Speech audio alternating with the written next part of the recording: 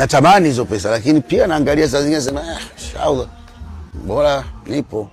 Watu wanaona, watu wananiuliza kweli, wewe Chidi vipi? Bora naambia mimi nipo.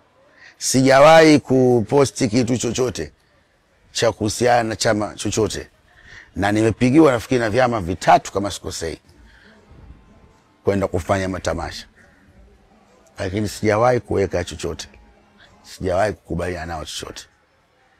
Tena wengine naambia kabisa naogopa nisionekane nimekuja afu ikaonekana watu wengine kwamba nimebagua, nimechagua.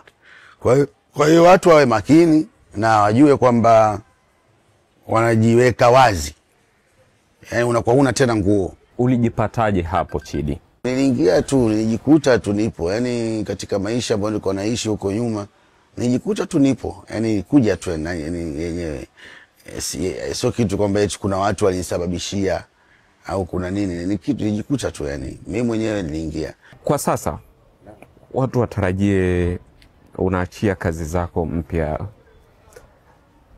lini kwa msingi ya soon, kwa sababu naangalia jinsi gani ambavyo watu wananichukulia na nifanye kitu gani. Yani siangalii kwamba niende tu studio nikarekodi fast nichukue wimbo niutoe. Nafikiri naweza labda nikapishana na watu wengi. Kwa hiyo naangalia kitu ambacho nitakuwa nimebalance kwa vijana, watu age ya chini, ya katikati na ya juu. Nyingine najiuliza una uzuri wa namna gani na nashindwa pata jibu. Ukiwepo wewe ndo chanzo cha kunipoza nafsi yangu napopatwa majaribu.